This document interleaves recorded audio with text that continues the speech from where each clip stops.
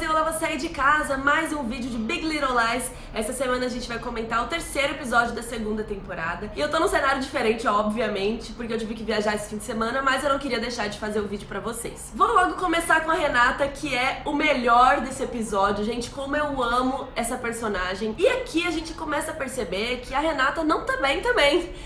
Desde que tudo que aconteceu lá com a morte do Perry, a Amabella percebeu que tem alguma coisa errada com a mãe dela, né? Ela conta pra psicóloga que ela sabe que tem alguma coisa estranha acontecendo, mas não sabe o quê. Outra coisa que a Amabella também tá preocupada com o pai dela poder ir pra cadeia, porque ele já foi até, né?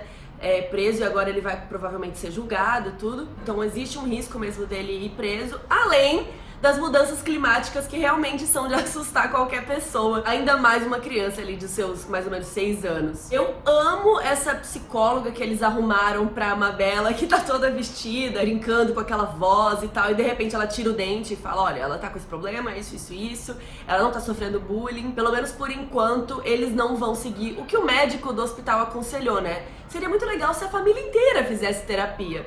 Pro que a maravilhosa da Renata responde imitando o médico. Olha que absurdo, né? Ela fala, ai, eu tinha que fazer terapia. Pra vocês verem como ela acha que a terapia não é necessária, né? Ela acha que não tem problema. O problema dela agora é o risco dela ficar pobre, né? Que é até mais ou menos o que ela comenta quando ela vai na escola reclamar com o diretor sobre eles contarem essas coisas tão pesadas pra crianças de 6 anos, né? E aí a Renata lembra da questão financeira dela. Vocês acham que talvez eu perca meu dinheiro, então eu não vou mais participar das doações aqui pra escola, então vocês não vão mais cuidar da Amabella com o mesmo carinho de antes? Quando eu ficar rica de novo, eu vou comprar um urso polar pra cada uma das crianças. Sério, maravilhosa. Sobre a Renata, o que eu acho interessante aqui, ela sofreu sim as consequências do que aconteceu com o Perry, e como sempre, né, até fica repetitivo eu falar isso aqui toda semana, as crianças percebem. Outra coisa que é interessante ver é que o Gordon também percebeu que a Renata é muito inabalável, né? Ela finge que tá tudo bem por fora, mas por dentro ela tá sofrendo muito, ela tá com questões. E ele comenta, né, até sobre essa barreira que ele teve que quebrar no começo do relacionamento deles. Sobre a Bonnie, já no começo do episódio a gente tem uma revelação bem complexa sobre a mãe dela, que não foi embora ainda, né? Mas a mãe afoga ela ali de propósito pra fazer ela crescer mais forte, né? Pra ela superar isso, pra que quando realmente aconteça algo grave, ela não tenha que sofrer. O que é muito, muito pesado de se pensar, né, que a mãe dela acredita nessa forma de ensinar as coisas. E isso é óbvio que, né, de novo, reflete na filha dela, reflete em como a Bonnie vai crescer. Fora isso, a Bonnie ficou mais na beira dos outros personagens, né? Ela conversa com a Jane, inclusive falando sobre a hipocrisia dela mesma, né? Que ela fala, você tem que contar pro Corey como você tem que contar o seu passado pra ele, que aconteceu com você. Mas isso é uma hipocrisia da minha parte, porque o Nathan não sabe quem eu sou. Porque ela se esconde aí por trás dessa mentira sobre a morte do Perry. Em outro momento a gente vê a Bonnie conversando com o Ed, que por algum motivo ele conseguiu fazer ela rir, deixar o dia dela mais leve e mais feliz. E sobre a Jane, ela tá tentando superar tudo o que aconteceu e agora até teve coragem de sair num encontro com esse tal de Corey, que é um cara muito engraçado, né? Apesar disso, ela não tá pronta pra contato muito íntimo, né? Pra dar um beijo, por exemplo, nele. Ela quer ficar mais neutra. E isso é lindo, porque no fim do episódio a gente percebe como um abraço pode ser muito mais íntimo do que um beijo. Nesse caso, tem os dois lá que eles começam a fazer uma dancinha. E é muito íntimo, né? Você deixar alguém encostar no seu peito, né? Encostar em você. Às vezes é muito mais do que um beijo, né? E a Mary Louise quer um teste de paternidade que a Jane não quer fazer. Mas eu acho interessante que a Mary Louise fala que ela precisa desse teste. Ela precisa saber sobre quem realmente era o filho dela, qual é a verdade a respeito dele. Ela tá com dificuldades, e eu entendo, de como qualquer mãe teria, de entender que o filho dela era violento. Mas por outro lado eu acho interessante que ela quer participar da vida do Zig, né? Ela fica ali espiando eles. Inclusive eu amei essa cena porque um pouco antes disso mostra um céu, que é raro de mostrar. Eles mostram um céu, parece que tá tudo em paz, mostra um gatinho na janela, as coisas estão indo bem. E aí o Zig tá falando com a mãe dele sobre a Amabella, né? Que alguém falou que ela foi possuída pelo capeta, não sei o quê. E justamente quando a Jane fala, não, mas o capeta não pode estar em tantos lugares ao mesmo tempo. E aí aparece a Mary Louise, corta pra Mary Louise olhando pra eles. Parece que foi de propósito colocar ela ali, mas eu não tô querendo dizer que eles estão falando que ela é o Satã. Mas nesse momento, pra Jane, ela tá sendo, né? Porque ela tá ali enchendo o saco dela. Mas depois elas têm uma conversa interessante, ela mostra as fotos do Perry criança e insiste em dizer que ele era meigo, que ele era fofo. E a Jenny tenta falar pra ela, cara, ele não cresceu fofo. Então, se ele era uma criança assim, ele não cresceu assim. E isso é pesado, incomoda muito a Jenny, né? Imagina que saco a mãe do cara que fez isso com você ficar ali falando como ele era legal. Você fala, cara, ele não era legal, olha o que ele fez comigo. Ainda mais falando que ela pode ter tentado ele, né? Que foi ela que causou isso de alguma forma. É horrível o que ela tá fazendo, né? Além da Jenny ter sofrido a violência, agora ela tem que sofrer com talvez ter a culpa, né? Os outros acusando ela de ter culpa. E finalmente a Mary Louise vai à polícia, né? Buscando essas respostas, encher o saco da investigadora. E a investigadora falando que, tipo, cara, a gente não tem nenhuma novidade. E ela joga pra investigadora uma pergunta interessantíssima. Se ela acha que ele realmente tropeçou, né? Se ela acha que ele não foi empurrado ou assassinado de alguma forma. E aí, em outro momento, a Mary Louise tá fuçando nos remédios da Celeste, que eu admiro muito, né? E vou falar da Celeste agora. A Celeste tá crescendo nesse sentido de conseguir falar sobre o Perry como uma pessoa violenta que ele era, né? Então, quando a Mary Louise acha os remédios dela, ela consegue falar pra sogra, né? Eu precisava desse remédio porque eu sofria muito com dor. Inclusive, por exemplo, um dia que ele me chutou. E isso deve ser muito difícil, né, pra Mary Louise ouvir e continuar ouvindo, né? A cada episódio ela tá ouvindo de várias pessoas sobre a violência do Perry e ela mesmo assim não quer acreditar. E finalmente a Celeste pede pra Mary Louise sair da casa dela, né? Que ela tá fuçando nas coisas dela, já passou do limite.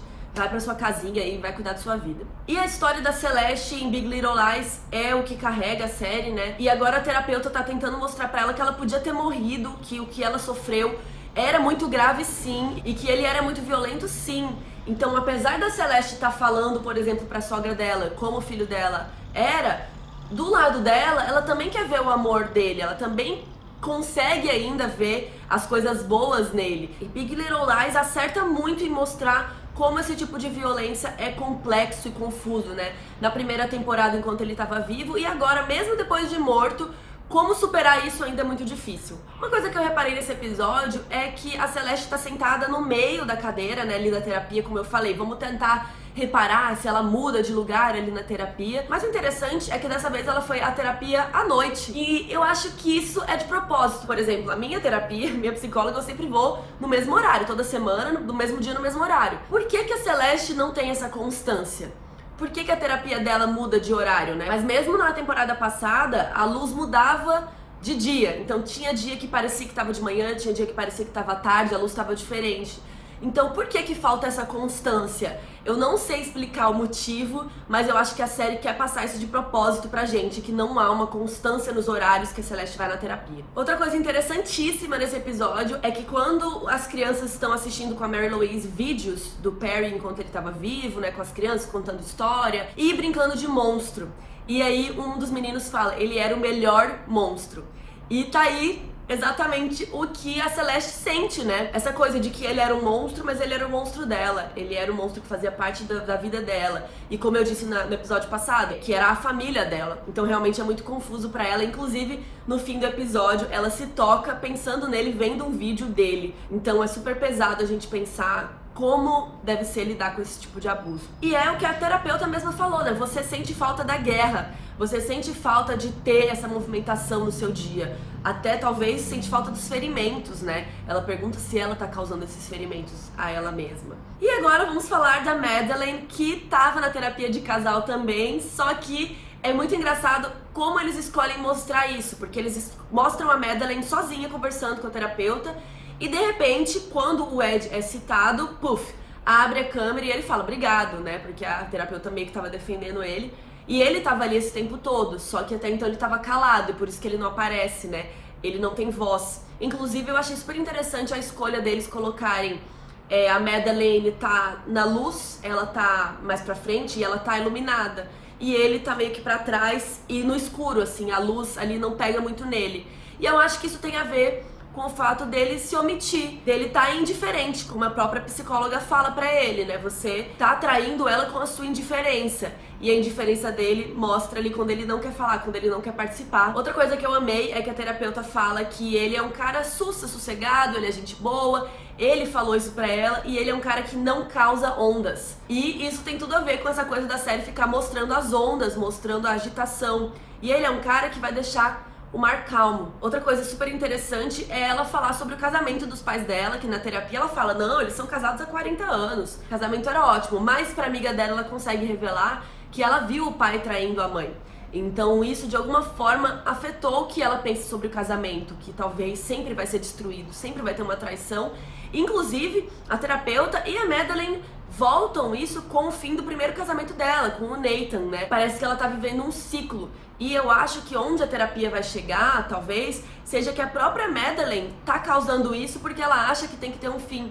Porque inconscientemente ela acha que todo casamento dá errado. Então ela mesma tava, de alguma forma, estragando o casamento dela, sabe? Talvez seja isso, talvez não seja. Coloca aí nos comentários o que vocês acham que vai dar essa terapia aí com o Ed, se ele vai ficar em casa, se não vai. Inclusive, é um assunto que ela conversa com a Abigail, a filha dela, que eu acho muito legal ver que, apesar de tudo, isso causou uma aproximação das duas, né, da mãe com a filha.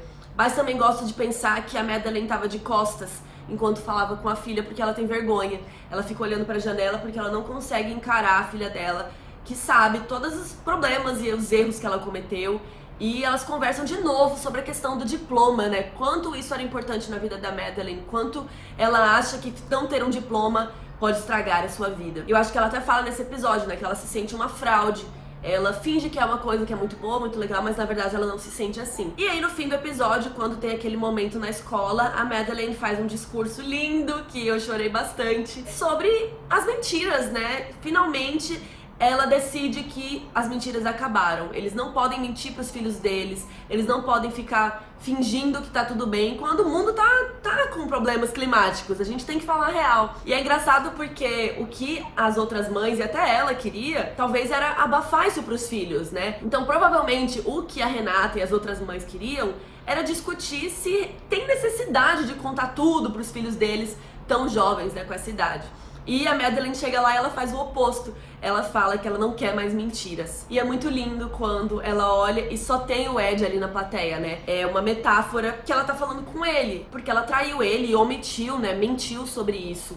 E olha o que isso tá causando na vida dela agora. Então a mentira não serve pra ninguém, não dá certo. Coloquem nos comentários o que vocês acharam desse episódio, que outras metáforas e coisas legais vocês perceberam. Compartilhe o vídeo, dá um like que me ajuda muito e até semana que vem. Tchau!